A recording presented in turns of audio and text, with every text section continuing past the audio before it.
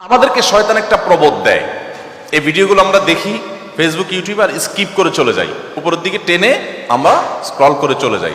শয়তান আমাদেরকে বলে, তোমার কি করার আছে, তুমি একটা সামান্য, একে তো বাংলাদেশের মতো একটা ছোট্ট দুর্বল দেশ, আবার সে দেশের একজন অতি সাধারণ একজন নাগরিক, একজন নগণ্য মানুষ, তুমি এই আন্তর্জাতিক সমস্যার সমাধান করার মতো ক্ষমতা তো তোমার হাতে নাই, তোমার কি করার আছে? সো তুমি একটু আল্লাহর কাছে দোয়া করো। বাস, আমি একটু দোয়া করে ওটাকে স্কিপ করে আর একটা ঝাঁকানাকা কোনো ভিডিওতে আমি ডুবে যাচ্ছি। এই না আমাদের অবস্থা? আসলে কি তাই? আমি তো তা মনে করি না। এটা শয়তান আপনাকে মিথ্যা কথা বলে, আপনাকে মিথ্যা সান্ত্বনা দেয়। শয়তান বলে তোমার কিচ্ছু করার নেই। কে বলেছে আপনার কিছু করার নেই? আপনার যে কত কিছু করার আছে সেটা আপনি নিজেও ভাবেন নাই। আল্লাহ তাআলা আপনাকে জিজ্ঞাসা করবেন না তুমি সেখানে সামরিক শক্তি কেন পাঠাও না, কারণ সামরিক শক্তি আপনার হাতে নাই। আল্লাহ আপনাকে এটা জিজ্ঞেস করবেন না।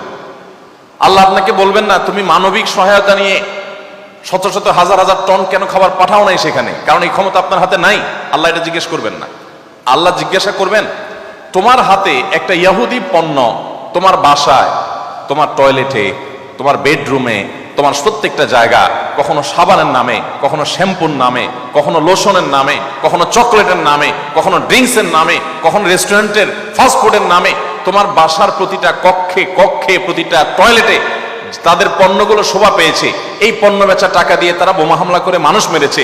তুমি শুধুমাত্র তাদের প্রতি সিম্পেথি দেখাতে পারতে, সেটা তো দূরের কথা, উল্টো বরং তুমি সেই বোমা হামলার সঙ্গে জড়িত। তুমি জেনে হোক আর না জেনে হোক, তুমি বুঝে হোক আর না বুঝে হোক, তুমি কিন্তু সেই বোমা হামলার সাথে জড়িত। প্রতিদিন তুমি চাঁদা দিচ্ছ ফিলিস্তিনের মানুষকে হত্যা করবার জন্য।